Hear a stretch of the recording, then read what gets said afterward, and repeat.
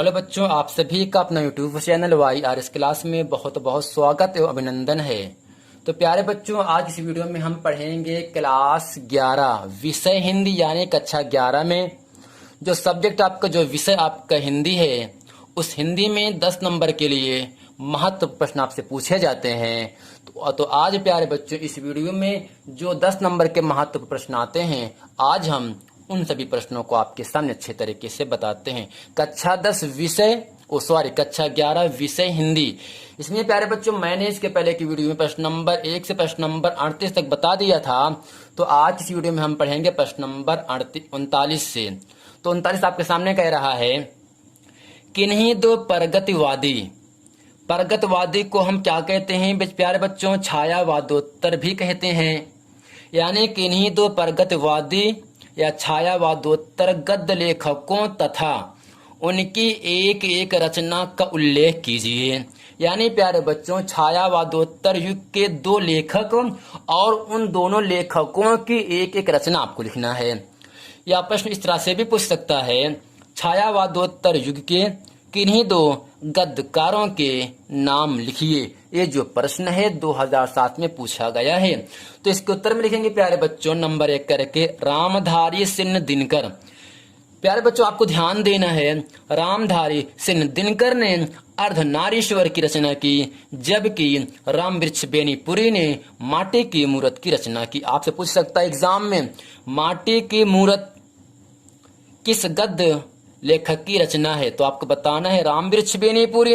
अर्धनारीश्वर किस गद्य लेखक की रचना है? तो आपको बताना है रामधारी सिन्ह दिनकर। प्रश्न नंबर 40 आपके सामने कह रहा है, छायावादोत्तर काल के लेखक हैं।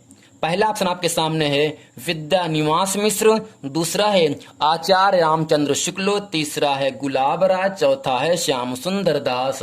तो प्यारे बच्चों, आपको याद रखना है छायावादोत्तर काल के लेखक हैं इन चारों ऑप्शन में ऑप्शन नंबर आपका पहला विद्यानिवास मिश्र। यानी विद्यानिवास जो मिश्र हैं, ये छायावादोत्तर काल के लेखक हैं। प्रश्न नंबर 41 आपके सामने कह रहा है, निम्नलिखित में कौन सा साहित्यकार छायावादी नहीं है? कौन सा साहित्यकार छायावादी नहीं है? 2005 में पूछा गया प्रश्न। पहला ऑप्शन है जयशंकर प्रसाद, दूसरा है रामधारी सिन्ह दिनकर, तीसरा है सुमित्रा नंदन पंत, चौथा है महादेवी वर्मा। तो प्यारे बच्चों, साहित्यकार छायावादी नहीं है इन चारों ऑप्शन में। ऑप्शन नंबर आपका दूसरा रामधारी सिन्ह दिनकर नहीं है, जबकि जयशंकर प्रसाद, सुमित्रा नंदन पंत, महादेवी वर्मा साहित्यकार छायावादी लेखक हैं। प्यारे बच्चों, प्रश्न नंबर 42 आपके सामने कह रहा है, छायावादोत्तर युग के दो नाटककारों के नाम बताइए। यानी छायावादोत्तर युग के दो नाटककार कौन कौन लोग हैं? तो इसके उत्तर में लिखेंगे हम प्यारे बच्चों लक्ष्मी नारायण मिश्र, दूसरा उदय शंकर भट्ट। यानी प्यारे बच्चों लक्ष्मी नारायण मिश्र और उदय शंकर भट्ट, ये दो जो लेखक हैं छायावादोत्तर युग के दो नाटककार हैं। दो नाटककार हैं उदय शंकर और लक्ष्मी नारायण मिश्र, छायावादोत्तर युग के दो नाटककार हैं। प्रश्न नंबर 43 आपके सामने है, छायावादोत्तर युग के दो कहानी लेखकों के नाम बताइए। तो इसके उत्तर में लिखेंगे जैनेन्द्र कुमार तथा अज्ञे। यानी प्यारे बच्चों, जैनेन्द्र कुमार और अज्ञे जी, ये दोनों जो गद्य लेखक हैं आपके छायावादोत्तर युग के लेखक हैं या छायावादोत्तर युग के दो कहानी लेखक हैं। प्रश्न नंबर 44 आपके सामने कह रहा है, प्रेमचंद के बाद दो उपन्यास लेखकों के नाम लिखिए। यानी प्रेमचंद को छोड़ दीजिए, उसके बाद जो उपन्यास लेखक है उनको आपको बताना है। तो इसके उत्तर में लिखेंगे जैनेन्द्र कुमार तथा भगवती चौड़वर्मा। यानी प्यारे बच्चों, प्रेमचंद के बाद दो उपन्यास लेखक जैनेन्द्र कुमार और भगवती चौड़वर्मा जी हैं। प्रश्न नंबर 45 आपके सामने कह रहा है, आधुनिक काल की किन्हीं दो महिला कथाकारों के नाम लिखिए। आधुनिक काल के किन्हीं दो महिला कथाकारों के नाम लिखिए। तो इसको उत्तर में लिखेंगे हम शिवानी तथा मुन्नू भंडारी, यानी प्यारे बच्चों शिवानी और मन्नू भंडारी जो हैं ये आधुनिक काल की 2 महिला कथाकार हैं। प्रश्न नंबर 46 आपके सामने कह रहा है उपन्यास और कहानी का अंतर स्पष्ट कीजिए, यानी उपन्यास और कहानी में क्या अंतर है। तो इसमें लिखेंगे प्यारे बच्चों सबसे पहले हेडिंग करके कहानी में एक समय में भोगे गए यानी पश्चाताप किए गए मानव जीवन की किसी एक असामान्य घटना का प्रभावपूर्ण वर्णन होता है। यानी प्यारे बच्चों जो कहानी होती है ये बीते हुए घटनाओं को याद दिलाता है, जबकि उपन्यास में समग्र मानव जीवन की विविध यानी विभिन्न घटनाओं का विशद चित्र अंकित रहता है। यानी प्यारे बच्चों जो कहानी होता है ये किसी पुराने समय की भोगे हुए कठिन समय को बीते हुए दोबारा याद दिलाता है, जबकि जो उपन्यास होता है या कि समग्र मानव जीवन की विभिन्न घटनाओं का अलग अलग घटनाओं के बारे में चित्र सहित अंकित करता है। तो प्यारे बच्चों उम्मीद करते हैं उपन्यास और कहानी आप इसे अच्छे तरीके समझ गए हैं। प्रश्न नंबर 47 आपके सामने कह रहा है संस्मरण और रेखा चित्र का अंतर स्पष्ट कीजिए, यानी संस्मरण और रेखा चित्र में क्या अंतर है। तो बच्चों इसके उत्तर में लिखेंगे हम संस्मरण एवं रेखा चित्र दोनों ही अतीत का मतलब होता है गुजरे, जो बीत चुका है, जो गुजर चुका है। यानी संस्मरण एवं रेखा चित्र दोनों ही अतीत की किसी महत्वपूर्ण स्मृति पर यानी याददाश्त पर आधारित तथा रचनाकार की पुनः मूर्त की गई कल्पना के आधार पर प्रस्तुत किए गए शब्द चित्र होते हैं।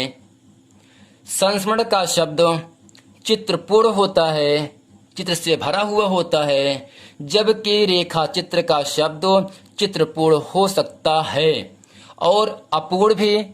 रेखा चित्र के बिना संस्मरण और संस्मरण के बिना रेखा चित्र अधूरा सा लगता है या माना जाता है। संस्मरण अभिधामूलक होता है, किंतु रेखा चित्र सांकेतिक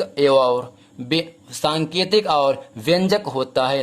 वस्तुतः रेखा चित्र संस्मरण का कलात्मक विकास, यानी प्यारे बच्चों जो आपका रेखा चित्र होता है वो आपका कलात्मक विकास होता है। तो प्यारे बच्चों प्रश्न नंबर 48 आपके सामने कह रहा है आचार्य रामचंद्र शुक्ल के पश्चात हुए ऐसे 2 आलोचकों के नाम लिखिए जिन्होंने आलोचना के विकास में महत्वपूर्ण योगदान दिया हो।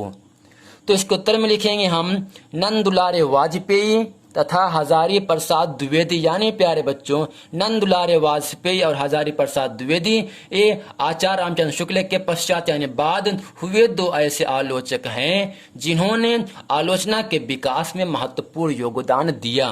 प्रश्न नंबर 49 आपके सामने कह रहा है यात्रा वृत्त किसे कहते हैं।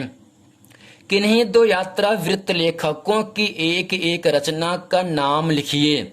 या इस तरह से पूछ सकता है प्रश्न यात्रा वृत्त विधा की 2 रचनाओं के नाम लिखिए। तो प्यारे बच्चों इसके उत्तर में लिखेंगे हम जिस गद्य रचना में रचनाकार किसी यात्रा के अनुभव का, यात्रा का मतलब कोई सफर करना, किसी ट्रेन के जरिए से कहीं आप दूर घूमने जाना, वह क्या होगा आपका यात्रा कहलाता है।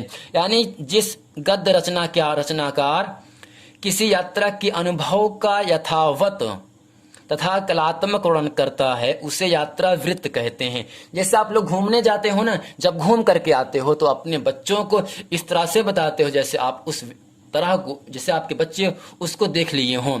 यानी आपको इतना ही समझना है जिस गद्य रचना में रचनाकार किसी यात्रा के अनुभव का यथावत जिस प्रकार से आपने देखा ठीक उसी तरीके से आपको बताना भी है, यथावत तथा कलात्मक वर्णन करता है उसे यात्रा वृत्त कहते हैं। और इसमें नंबर करके लिखेंगे राहुल सांस्कृत्यायन, इन्होंने लंका तिब्बत यात्रा की, जबकि मोहन राकेश ने आखिरी चट्टान तक की यात्रा की। तो प्यारे बच्चों प्रश्न नंबर 49 आप अच्छे तरीके से समझ गए होंगे। प्रश्न नंबर 50 आपके सामने कह रहा है किन्हीं दो संस्मरण लेखकों की एक एक रचना का नाम लिखिए। तो इसके उत्तर में लिखेंगे राम वृक्ष बेनीपुरी, ये संस्मरण लेखक हैं, इन्होंने जंजीर और दीवारों की रचना की, जबकि महादेवी वर्मा ने पथ के साथी की रचना की। राम वृक्ष बेनीपुरी, महादेवी वर्मा दोनों संस्मरण लेखक हैं। प्रश्न नंबर 51 आपके सामने कह रहा है किन्हीं दो गद्य गीत लेखकों के नाम बताइए। गद्य गीत लेखकों के नाम बताइए। तो इसके उत्तर में लिखेंगे हम राय किशोरदास, नंबर दूसरे वियोगी हरि, यानी राय किशोरदास और वियोगी हरि दोनों गद्य गीत लेखक हैं। प्रश्न नंबर 52 आपके सामने कह रहा है किन्हीं दो प्रमुख रेखा चित्र लेखकों के नाम लिखिए। तो इसके उत्तर में लिखेंगे महादेवी वर्मा, राम वृक्ष बेनीपुरी, यानी महादेवी वर्मा और राम वृक्ष बेनीपुरी ये जो दो लेखक हैं, ये आपके रेखा चित्र लेखक हैं।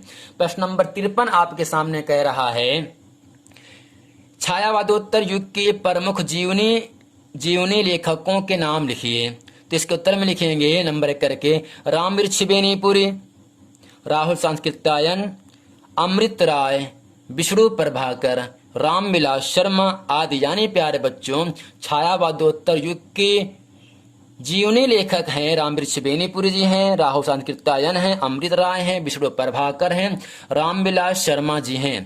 तो प्यारे बच्चों प्रश्न नंबर 54 आपके सामने कह रहा है किन्हीं दो रिपोर्टाज लेखकों के नाम लिखिए।